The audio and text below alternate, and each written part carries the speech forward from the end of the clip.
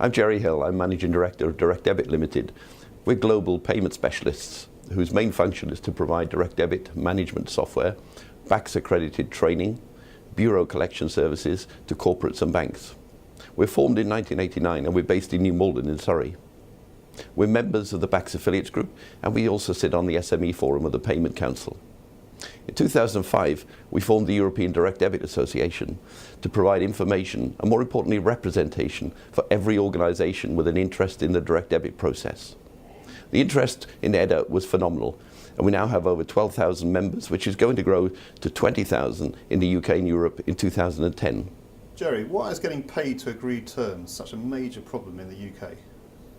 Yeah, that's a good question. In day-to-day business, many relationships are controlled by agreements and contracts related to the supply and delivery of products and services by one company to another, and all are rigorously observed and applied. However, when it comes to payments, the most important part of the relationship, the area that should have the clearest and strongest agreement, it all goes horribly wrong, simply because most companies need to collect their money as soon as possible, but they want to delay their paying for as long as possible. It doesn't take a genius to see it's a model that simply can't work. And what a waste of time and resources the whole thing is. Take a typical business transaction that happens in every company throughout the UK every day of the week. The customer sees the supplier's terms and conditions, which gives the payment terms, say 30 days. The invoice also states the payment terms. The reality is most companies don't pay in 30 days, and then the chasing begins. We then start to play what I call the payments game. Chasing is costly and wasteful. Overdue payments mean one party suffers from bad cash flow, but interestingly enough, both parties have poor cash flow control, as payments are often made when the excuses run out and nothing is planned. Think what all of this does to the relationship between the payer and the supplier. Do you have any statistics on the level of delayed payments? Yes, and the size of the problem is huge. Recent official figures state 1 million plus small and medium-sized UK businesses have now been hit by late payments, and collectively they're owed a staggering £30.4 billion. That's a rise of more than 11 billion over 2 years in the amount outstanding to the country's SMEs. In advance of issuing an invoice, what instruments or methods can you put in place to ensure you're going to get paid?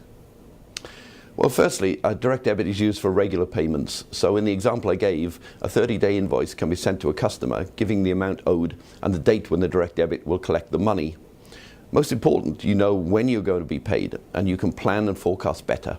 Likewise, the payer can plan and knows when the money is coming out of his account. Cleared funds are received directly into your account on a known date. You can collect fixed and variable amounts. You can sign up customers online and over the telephone. For example, our direct debit management software allows you to do this and comply with all the rules of the direct debit scheme. You save time and money, you reduce admin tasks, and you make reconciliation simple. Most importantly of all, you avoid playing the payments game. Gerry, what type of transactions are suitable for direct debits and which are not?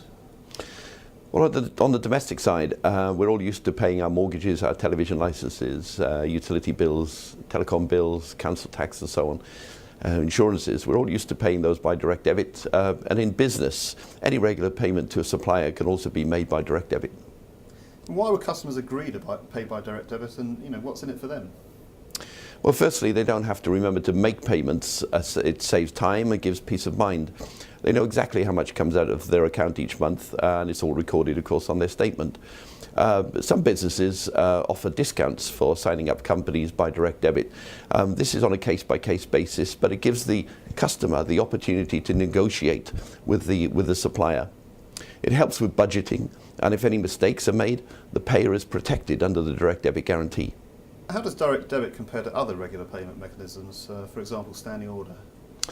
Well, with standing order, you rely on the payer to make the payment rather than the payee to collect the payment.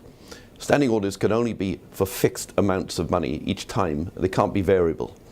But even regular fixed payments are problematic. If a payment changes, say for a VAT rate change, then you have to wait for the payer to amend the standing order with his bank. And in business, this means a loss of control. Is it complex to set up a direct debit facility, and what are the costs involved? On the contrary, it's very simple. First of all, the bank needs to authorise you to collect by direct debit. Then you need to inform your customers and set up an agreement on payment terms that's acceptable to both you and your customer. Obviously, direct debits can be delayed if genuine problems occur, but this can all be handled professionally without playing the payments game. Our organisation is there to advise companies on simplifying payment processes, especially as direct debit is on the increase, not just in consumer to business, but also in business to business area as well. In short, direct debit provides a cheaper, more efficient, more organised way to collect payments, which improves your supplier-customer relationships and makes late payments